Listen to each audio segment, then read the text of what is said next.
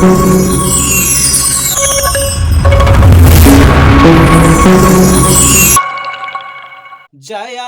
जय जय मातृभाषे जयति हिंदी व्याकरण।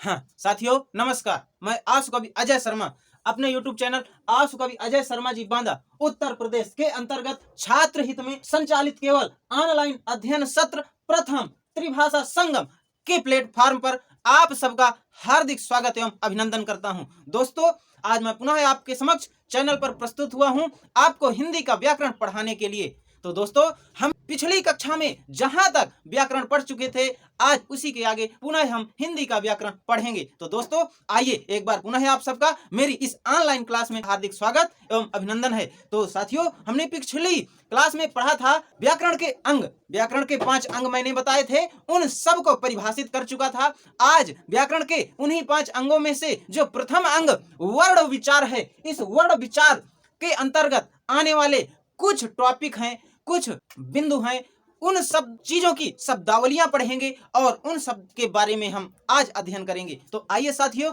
स्वागत है आपका। अब हम आज पढ़ते हैं वर्ण विचार के अंतर्गत पहले इन सब शब्दों की परिभाषाएं जो मैंने लिख दिया है। ध्वनि क्या है साथियों, वर्ण क्या है, अक्षर क्या है, स्वनिम क्या है, इन सब चीजों की परिभाषा मैं आज आपको पढ़ाऊंगा। इन सब के बारे में आप सबका कॉन्सेप्ट क्लियर कराऊंगा। तो आइए दोस्तों, आइए मित्रों देखते हैं ध्वनि क्या है, ध्वनि किसे कहते हैं, हम कैसे परिभाषित करेंगे ध्वनि को। देखिए दोस्तों ध्वनि के बारे में हम बता रहे हैं आपको।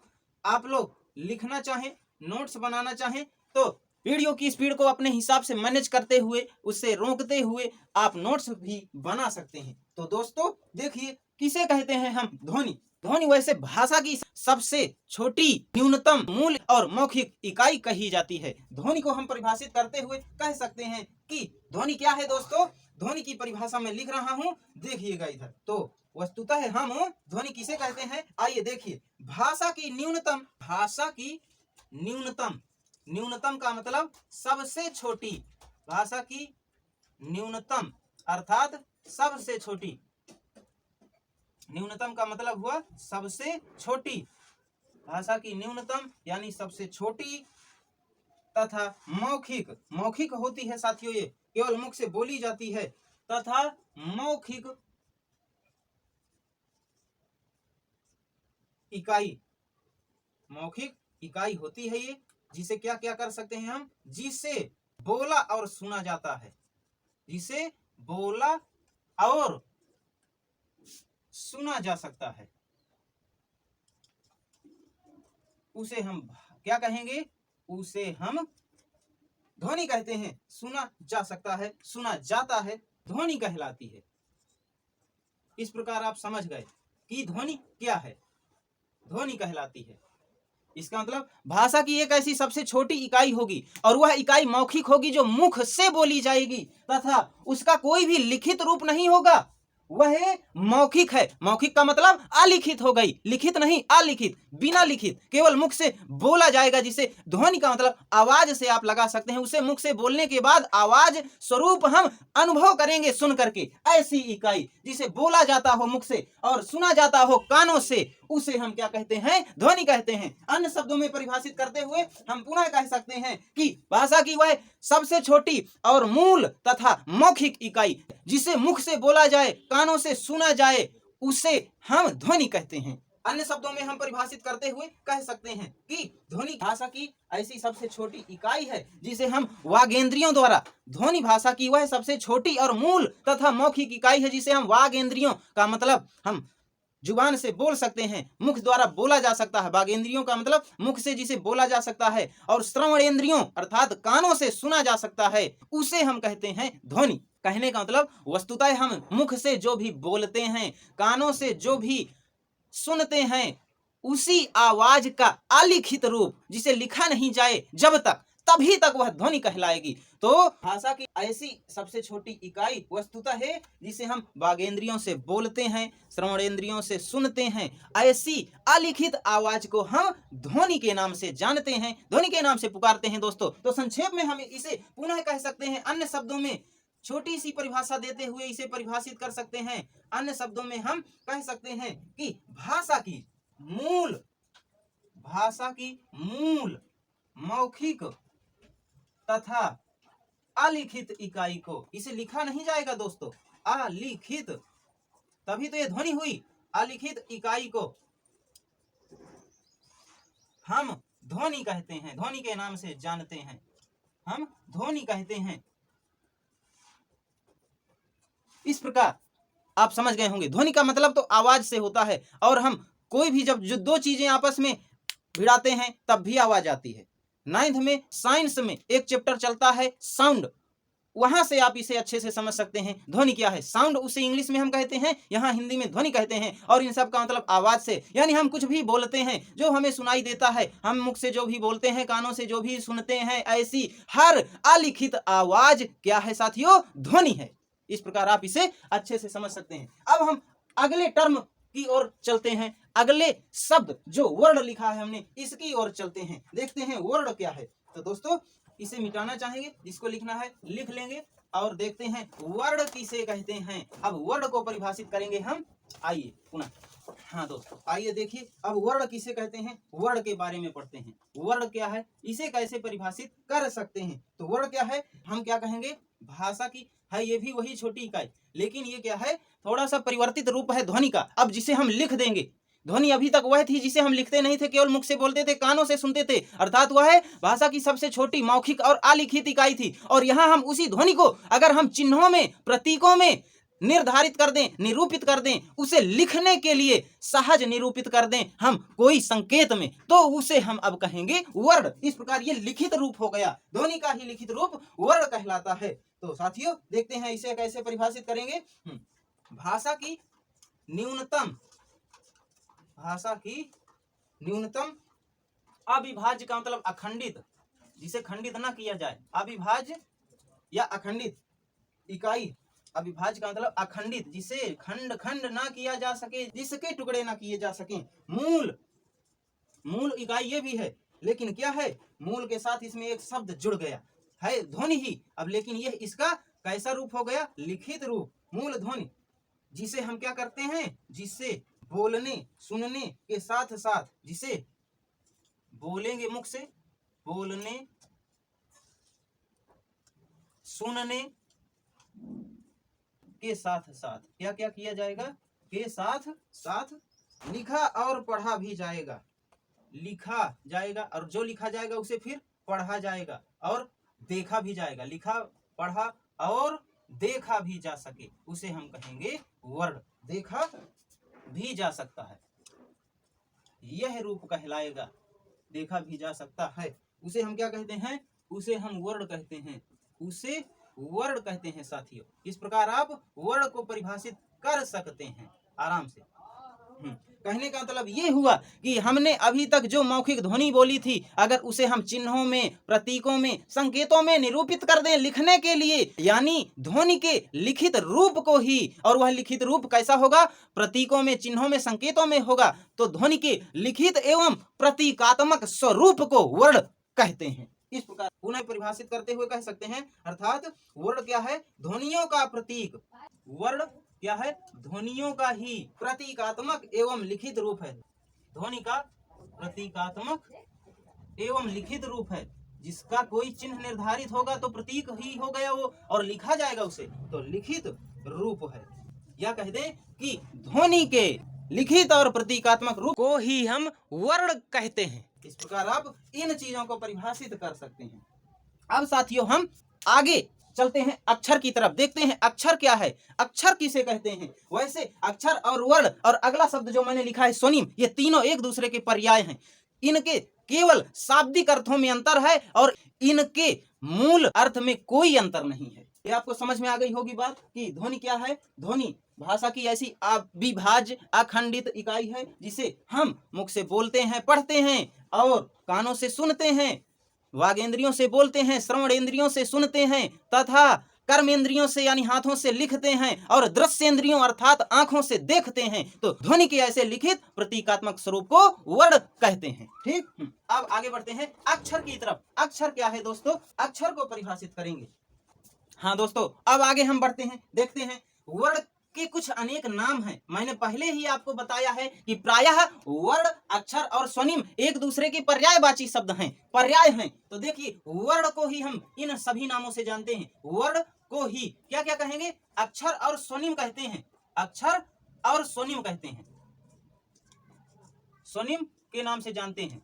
तो लेकिन अब इनके बारे में भी, इनका भी शाब्दिक अर्थ मैं बता रहा हूं आपको। ये अक्षर कैसे कहलाया, क्यों कहलाया अक्षर और क्यों कहलाया स्वनिम, इन सब का अर्थ क्या है। तो देखिए, अक्षर शब्द पर मैं अब व्याख्या कर रहा हूं। अक्षर शब्द बना किससे किससे? यहाँ पे अक्षर को हम दो टुकड़ों में विभाजित कर सकते हैं। अक्षर शब्द को हम आ प्लस क्षर ऐसा लिख करके दो भागों में विभाजित कर सकते हैं। और ये आ क्या है? आ एक उपसर्ग है, जहां आ एक उपसर्ग है। और क्षर क्या है? क्षर संस्कृत की एक धातु है। और इस आ का अर्थ होता है नहीं, इस आ का अर्थ होता है नहीं, आ माने नहीं। और इस क्षर धातु का अर्थ होता है क्षरण होना, नष्ट होना, विनष्ट होना। इस प्रकार खंडित होना, टुकड़े में विभाजित होना, विभक्त होना, बहुत सारे शब्द आप कह सकते हैं नष्ट होने के लिए, क्षरण होने के लिए। तो ये इन दोनों के मिलने से बना है अक्षर। आ प्लस क्षर बराबर अक्षर बना है। और आ माने नहीं जो कि एक उपसर्ग है, और क्षर माने नष्ट होना, विनष्ट होना,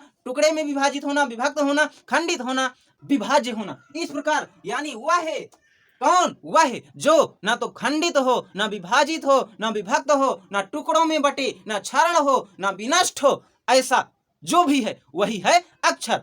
तो क्या हुआ? यही तो हम सब अभी वर्ण के भी बारे में पढ़े थे। अखंडित इकाई वह है अखंडित मूल ध्वनि, ठीक है ना, जिसे हम मुख से बोलें, कानों से सुने, हाथों से लिखें, आंखों से देखें, वही वर्ण है। और यहाँ भी लगभग लगभग देखिए सभी का मूल भाव एक हो रहा है। यहाँ यह भी वही है, अक्षर, आधन क्षर, आ माने नहीं, क्षर माने क्षरण हो, अर्थात वहां वो अखंडित इकाई, तो यहाँ यह भी अखंडित इकाई है, अविभाज्य इकाई है।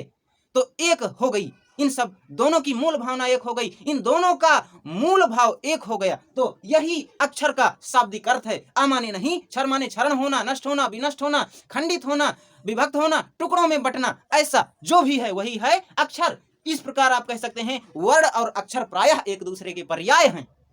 अब इसे हम अच्छे शब्दों में, थोड़ा साहित्यिक शब्दों में परिभाषित कर दें अगर, तो क्या कह सकते हैं कि भाषा की वह छोटी से छोटी इकाई और लिखित इकाई है, क्योंकि वर्ण लिखित है, यह भी लिखित होगा।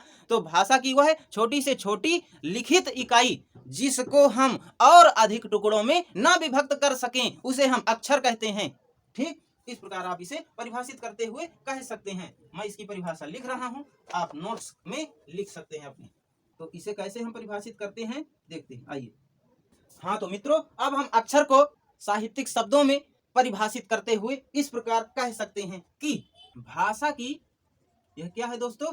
भाषा की मूल अविभाज्य ध्वनि,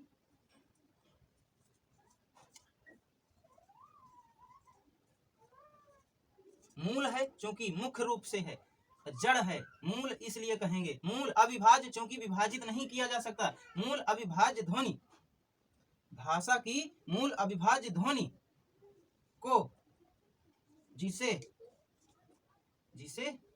और अधिक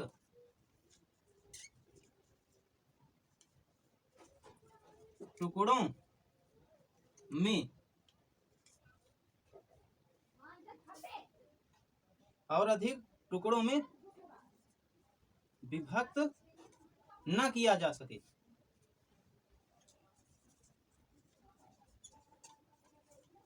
तथा विभक्त न किया जा सके तथा उसे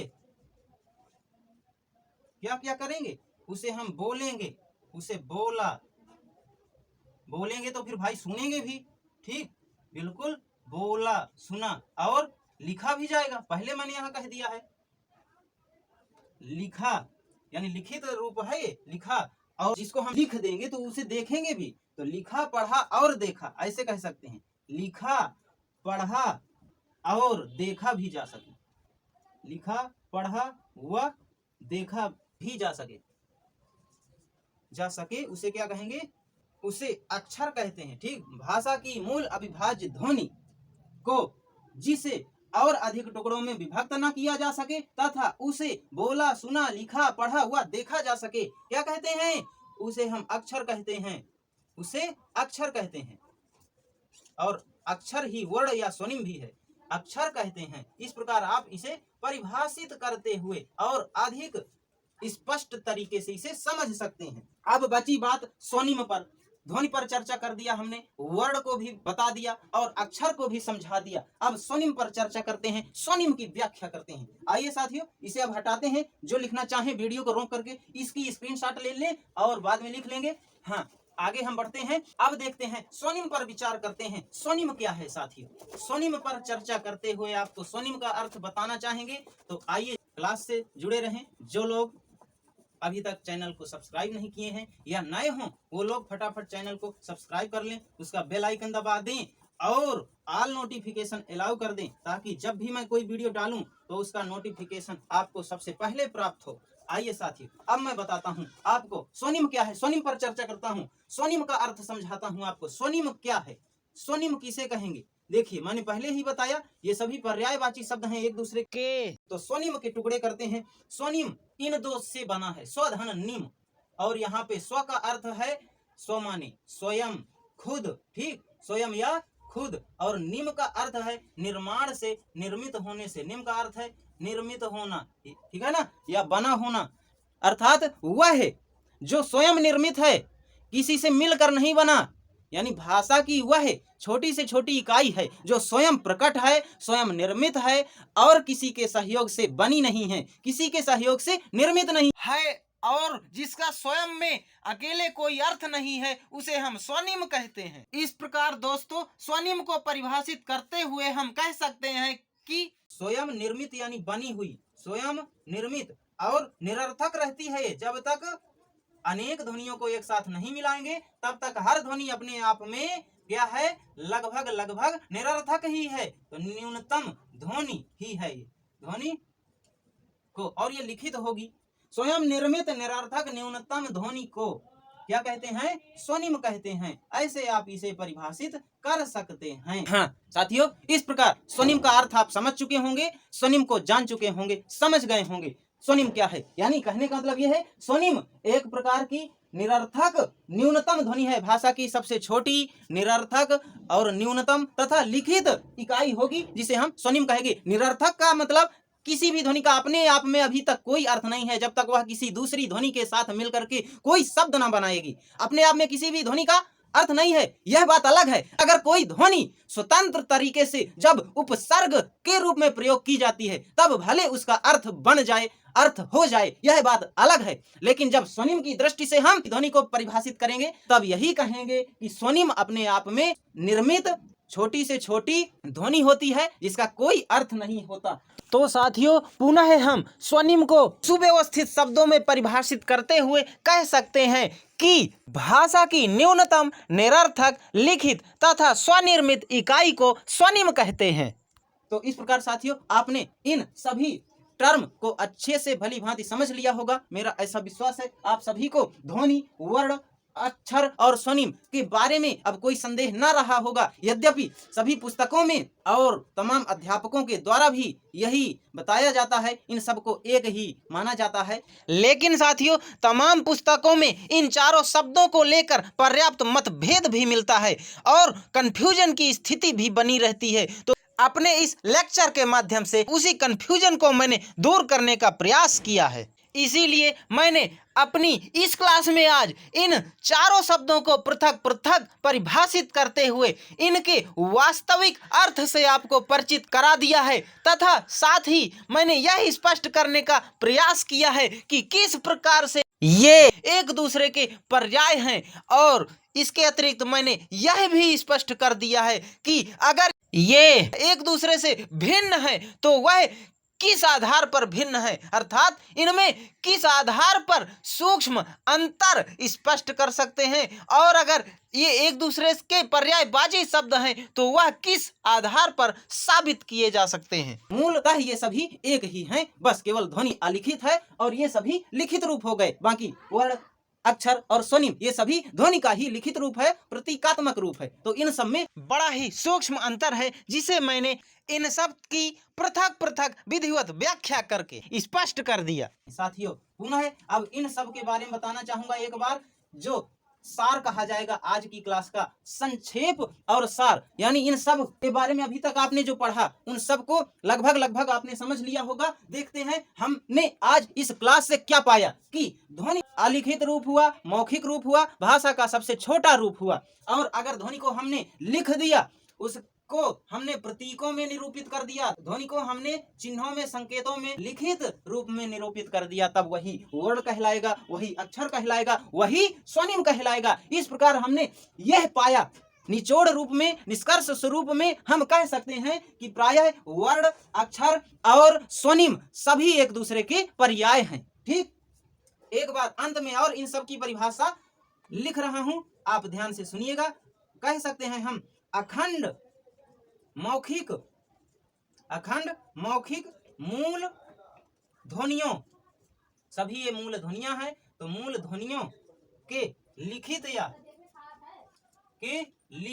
या जिसे लिखा जाएगा वह कोई ना कोई प्रतीक होगा, इसीलिए लिखित या प्रतीकात्मक ऐसा कह सकते हैं। लिखित या प्रतीकात्मक स्वरूप को ही क्या कहते हैं? प्रतीकात्मक स्वरूप को ही वर्ण कहेंगे, अनेक नामों से जानेंगे, को ही वर्ण या अक्षर अथवा स्वनिम कहते हैं। यह आज की क्लास का निचोड़ था और आपके समझ में आ गया होगा। जहां तक मेरा अनुमान है आपको यह सब बातें समझ में आ गई होंगी। अभी तक मैंने जो बताया, ये वर्ण क्या है, अक्षर क्या है, स्वनिम क्या है और ध्वनि क्या है, आप समझ गए होंगे। तथा अब हम कह दें ध्वनि और वर्ण में क्या अंतर है, या ध्वनि और अक्षर में क्या अंतर है, या ध्वनि और स्वनिम में क्या अंतर है, तो आप अब अपने आप कह सकते हैं कि ध्वनि भाषा का मूल मौखिक और अलिखित रूप है, जबकि वर्ण या अक्षर या स्वनिम उसी भाषा की सबसे छोटी मूल मौखिक ध्वनि का लिखित एवं प्रतीकात्मक रूप है। भाषा की सबसे छोटी मौखिक इकाई को जब हम लिखित रूप में, प्रतीकात्मक रूप में व्यक्त कर देते हैं, तब भाषा की वही सबसे छोटी इकाई वर्ण या अक्षर या स्वनिम कहलाती है। अर्थात अंतर व्यक्त करते हुए हम कह सकते हैं कि ध्वनि भाषा की मूल मौखिक और अलिखित न्यूनतम इकाई है, जबकि वर्ण उसी ध्वनि का लिखित और प्रतीकात्मक रूप है। अक्षर भी वही है और स्वनिम भी वही है, यानी वर्ण या अक्षर या स्वनिम भाषा की मूल ध्वनि का लिखित और प्रतीकात्मक स्वरूप है। इस प्रकार आपको ये चीजें समझ में आ गई होंगी। मेरा विश्वास है आपने अभी तक जो भी मुझसे पढ़ा सबको समझ में आया होगा। हाँ, अंत में मैं कहना चाहूंगा कि अभी तक आप लोगों ने जो अभी चैनल को ज्वाइन किए हों और नए हों, अथवा अभी तक जिन्होंने चैनल को सब्सक्राइब नहीं किया हुआ, तो जिन्होंने अभी तक चैनल को सब्सक्राइब नहीं किया वे लोग चैनल को सब्सक्राइब करके बेल आइकन दबा देंगे और अपने मोबाइल में ऑल नोटिफिकेशन अलाउ कर देंगे, ताकि मैं जब भी कोई वीडियो डालूं उसका नोटिफिकेशन सबसे पहले आपको मिले। तो साथियों, आज की क्लास यहीं तक सीमित रहेगी। अब मैं चलना चाहूंगा। आप लोग पढ़िए, खुश रहिए, मस्त रहिए और अपने अपने काम में व्यस्त रहिए और अच्छी से अच्छी तैयारी करें। हाँ, जाते जाते कहना चाहूंगा कि वीडियो को शुरू से अंत तक देखें और लाइक, कमेंट तथा शेयर करना बिल्कुल ना भूलिए। हाँ दोस्तों, तो आप सबको शुरू से अंत तक वीडियो देखने के लिए बहुत बहुत धन्यवाद, बहुत बहुत साधुवाद। अब मैं चलता हूँ, फिर मिलूंगा अगले वीडियो में, अगली क्लास में। तब तक के लिए आप सबको मेरा सादर नमस्कार। जय हिंद, जय भारत, वंदे भारत मातरम।